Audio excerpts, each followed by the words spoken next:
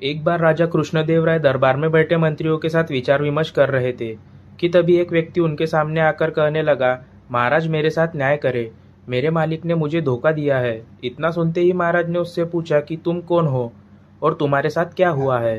अन्नदाता, मेरा नाम नामदेव है। कल मैं अपने मालिक के साथ किसी काम से एक गांव में जा रहा था। गर्मी की वजह से चलते चलते हम थक गए और पास में स्थित एक मंदिर की छाया में बैठ गए। तभी मेरी नज़र एक लाल रंग की थैली पर पड़ी, जो कि मंदिर के एक कोने में पड़ी हुई थी। मालिक की आज्ञा लेकर मैंने वो थैली उठा ली। उसे खोलने पर पता चला कि उसके अंदर बेर के आकार के 2 हीरे चमक रहे थे। हीरे मंदिर में पाए गए थे, इसलिए उन पर राज्य का अधिकार था।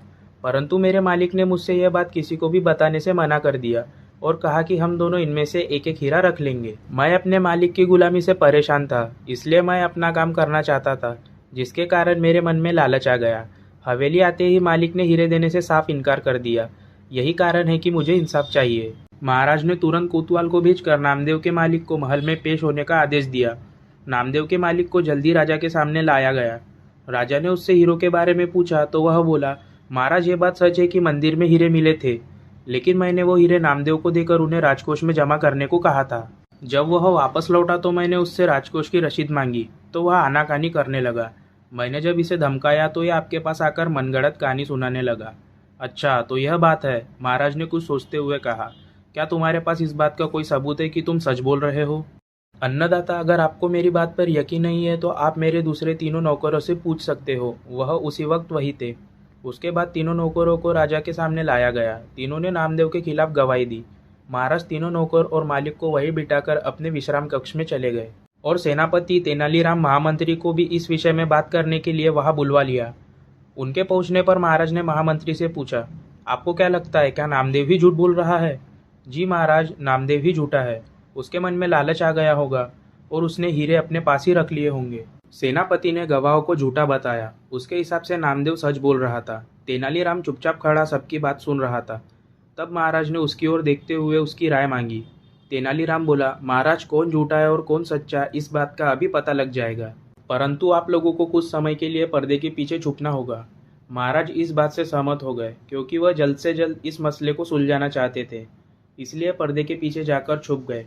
महामंत्री और सेनापति मुंह सिकोड़ते हुए पर्दे के पीछे चले गए। अब विश्राम कक्ष में केवल तेनालीराम ही दिखाई दे रहा था। अब उसने सेवक से कहकर पहले गवाह को बुलाया। गवाह के आने पर तेनालीराम ने पूछा, क्या तुम्हारे मालिक ने तुम्हारे सामने नामदेव को हीरे दिए थे? जी हाँ। फिर तो तुम्हें हीरे के रंग और उसके आकार के बारे में भी पता होगा। तेनालीराम ने एक कागज और कलम गवाह के सामने करते हुए उससे कहा, लो मुझे इस हीरे का चित्र बनाकर दिखाओ। इतना सुनते ही उसकी सिट्टी पिट्टी गुल हो गई और बोला, मैंने हीरे नहीं देखे क्योंकि वो लाल रंग की थैली में थे। अच्छा, अब चुपचाप वहां जाकर खड़े हो जाओ। अब दूसरे गवाह को बुलाकर उससे भी यही प्रश्न पूछा गया। उसने हीरो के रंग के बारे में बताकर कागज पर 2 गोल गोल आकृतियां बनाकर अपनी बात साबित की। फिर उसे भी पहले गवाह के साथ खड़ा कर दिया गया और तीसरे गवाह को बुलाया गया। उसने बताया कि हीरे भोजपत्र की थैली में थे, इस वजह से वह उन्हें देख नहीं पाया। इतना सुनते ही महाराज पर्दे के पीछे से सामने आ गए। महाराज को देखते ही तीनों घबरा गए और समझ गए कि अब सच बोलने में ही भलाई है। तीनों महाराज के पैरों को पकड़कर माफी मांगने लगे और बोले, हमें झूठ बोलने के लिए हमारे मालिक ने धमकाया था और नौकरी से निकालने की धमकी दी थी, इसलिए हमें झूठ बोलना पड़ा। महाराज ने तुरंत मालिक के घर की तलाशी के आदेश दे दिए। तलाशी लेने पर दोनों हीरे बरामद कर लिए गए। सजा के तौर पर मालिक को 10,000 स्वर्ण मुद्राएं नामदेव को देनी पड़ी और 20,000 स्वर्ण मुद्राएं जुर्माने के तौर पर भरनी पड़ी, जबकि बरामद हुए दोनों हीरे राजकोष में जमा कर लिए गए। इस प्रकार तेनालीराम की मदद से महाराज ने नामदेव के हक में फैसला सुनाया।